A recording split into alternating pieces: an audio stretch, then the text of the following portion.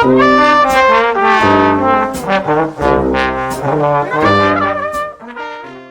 unluckiest astronaut in history, forgotten in space for nearly an entire year. Flying into space is the dream of countless people, but achieving it is incredibly difficult. Many people admire astronauts because they have the chance to travel into space. The unluckiest one, because he was left behind in space for nearly a year. Moreover, upon returning to the ground, he realized his country had vanished. The astronaut Sergei Rykolyov was born in 1958 in the Soviet Union. From a young age, he had a special passion for machinery, influenced by his parents, both of whom pursued careers in science and engineering. In 1985, Sergei was selected to join the Soviet Union's Cosmonaut team and began participating in training courses. On November 26, 1988, he and Soviet cosmonaut Volkov launched to the Mir space station from the Baikonur Cosmodrome aboard the Soyuz TM-7 spacecraft. His main tasks were installing new modules for the Mir station and conducting several experiments. After 115 days in space, on April 27, 1989, Sergei Krikalev completed his first space voyage and returned to Earth aboard the TM-7. On May 18, 1991, Sergei Krikalev embarked on his second spaceflight, once again traveling to the Mir space station aboard the Soyuz TM-12 spacecraft. However, on December 26, 1991, the Soviet Union abruptly collapsed. Amid the chaos, it seems everyone has forgotten that two of our astronauts are still adrift in space. Astronaut Sergei Rykolyov and his crew were forced to extend their stay in space under those circumstances. Fortunately, they still had enough food to sustain their daily lives. The two had no choice but to wait for those on the ground to settle everything properly before they could return.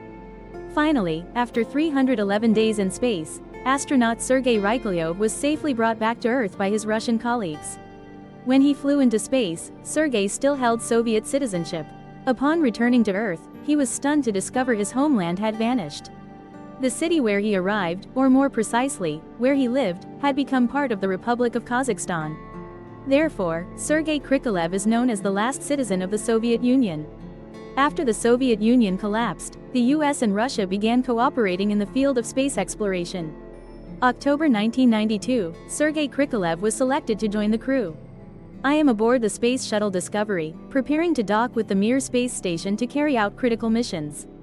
After that, Mr. Sergei immediately went to the US to attend training courses. On February 3, 1994, he embarked on a spaceflight aboard the Space Shuttle Discovery, along with 5 other American astronauts. This is the first time the US and Russia have collaborated in the field of space. He was also the first Russian astronaut to fly aboard a US space shuttle.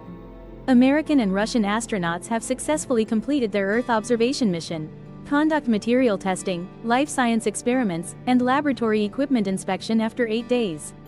Then returned to Earth on February 11.